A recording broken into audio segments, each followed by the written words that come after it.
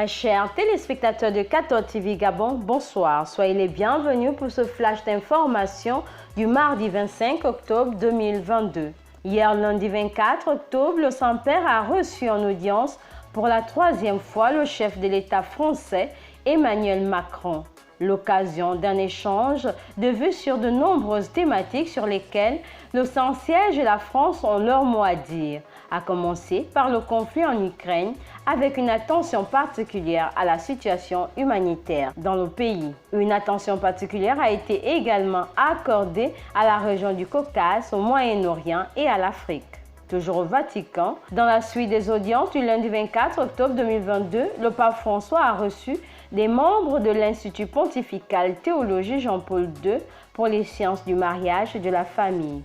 Le Saint-Père est revenu sur la mission de ce lieu d'enseignement fondé par Saint Jean-Paul II qui a connu un renouvellement nécessaire pour répondre aux défis qui se présentent au bout du troisième millénaire. Dans le magistère local, 2 jours après la cérémonie d'ordination épiscopale de Monseigneur Ephrem Djoni comme évêque du diocèse de Franceville, le président de la conférence des évêques du Gabon, son Excellence Monseigneur Mathieu Madéga-Leboakeyan, a, en rendant grâce à Dieu pour la réalisation de ce grand événement, donné son sentiment. Le sentiment qui me traverse maintenant, c'est un sentiment de joie et en même temps d'étonnement pour les événements que nous avons vécus. Je vous fais remarquer 2 petites choses, mais qui ont été importantes. Au moment où nous imposions les mains au nouvel évêque, il y a eu une belle, bonne petite rosée qui a rafraîchi l'atmosphère. Et quand on a eu terminé le rituel, Monseigneur Ephrem Djoni a été accueilli et ovationné par les fils et filles de son diocèse 2 jours après son ordination épiscopale et sa prise de possession canonique. Le porte-parole Madame Marie-Madeleine Boronto n'a pas hésité à exprimer sa foi en Dieu et sa gratitude au Saint-Père. Ce mardi 25 octobre 2022, 2 ans jour pour jour, depuis le dimanche 25 octobre 2020, on l'a fait de la dédicace des églises consacrées que l'Église catholique qui est au Gabon a réouvert ses portes aux fidèles après 6 mois de fermeture de lieux de culte pour cause de Covid-19. Une date mémorable pour tous les chrétiens.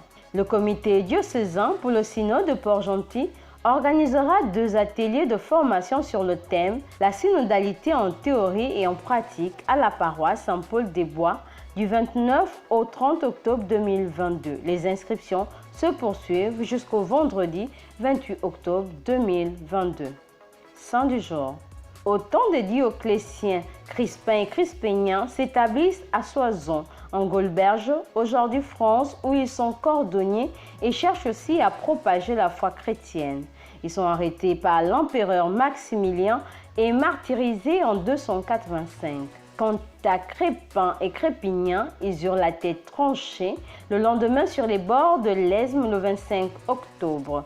Le culte de Saint Crépin et Crépignan est l'un de ceux qui sont restés les plus populaires. Des confréries ouvrières furent établies sous leur vocable, de nombreuses églises bâties en leur honneur, d'éclatants miracles furent obtenus par leurs intercessions. Bonne fête à tous ceux qui se prénomment Crépin et Crépignan. Très chers téléspectateurs de 14 TV Gabon, c'est ainsi que se referme le flash d'information de ce mardi 25 octobre 2022. Nous vous remercions de l'avoir regardé. En route pour les 200 ans de notre Église, gardons la foi, l'espérance et la charité.